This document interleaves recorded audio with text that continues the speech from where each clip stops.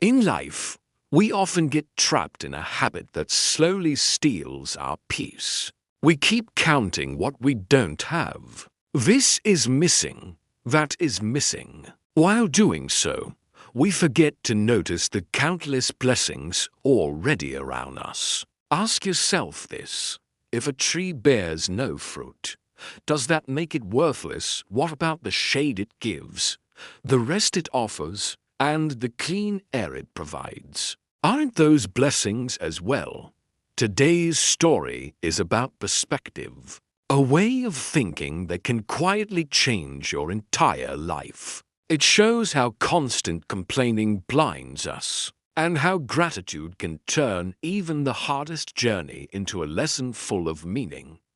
Long ago, in a time when people traveled on horseback and wooden carts, two young men named Aaron and Noah lived far away from their village. They had been working in a distant city for several years. Aaron was thoughtful and patient by nature, while Noah was impulsive and easily frustrated. After 3 long years, both men finally decided it was time to return home, where their families were waiting with hope and love.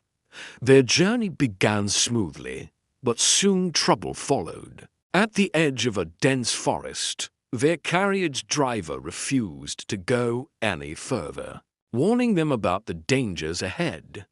With no other choice, the two men continued on foot, hoping to cross the forest. Before nightfall, the forest was filled with hidden traps left behind by hunters. Every step had to be taken carefully. As the hours passed, exhaustion crept into their bodies and thirst burned their throats. Still, the thought of home pushed them forward. Eventually, they reached a wide, fast-flowing river. To their disappointment, the bridge had collapsed due to recent storms. There was no other path. After a moment of hesitation, they decided to swim across. The current was strong, but with great effort, they reached the opposite bank safely. However, fate struck again.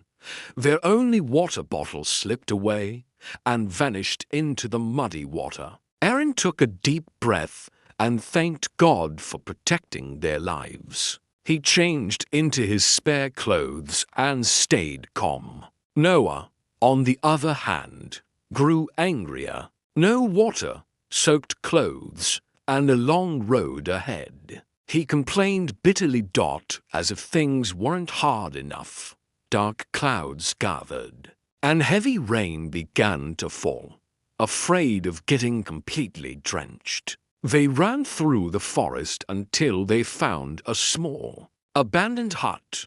It looked like a temporary shelter built by hunters. They stayed there, collected rainwater, and waited. Noah couldn't stop complaining. "This journey is cursed," he said. "First the driver abandoned us, then the river. Now this endless rain. Will we even make it home today?" When the rain finally stopped, they continued walking. By midday, the forest opened into fields, and distant villages became visible. But the sun was now blazing, and hunger made every step painful. At last, they found relief under a massive tree with wide branches and deep shade. They sat down, shared their last bit of food, and rested. Suddenly, Noah spoke again. "What a useless tree," he said. "So big, yet it has no fruit." Aaron remained silent, but his heart felt uneasy. The shade they were enjoying was saving them from the burning heat. Was that not enough? At that very moment, a deep and peaceful voice echoed around them. "I am the tree beneath which you rest," the voice said. "For generations, I have stood here. My roots hold the earth together. My branches shelter birds and travelers. Every creation has a purpose, Do not judge worth by only one thing. Noah froze. Fear and shame filled his heart. With trembling words, he replied, "Forgive me. I spoke without gratitude. Thank you for teaching me." From that day onward, the lessons stayed with them forever. Many people focus only on what is missing in their lives and forget to value what they already have. It's like ignoring a basket full of sweet fruit just because one piece is spoiled. True happiness comes when we learn gratitude, when we change our perspective. Even life's struggles begin to feel like blessings. That's the lesson from today's story. If this story touched your heart, don't forget to like, share, and comment. Thank you for watching, and we'll meet again with another meaningful story.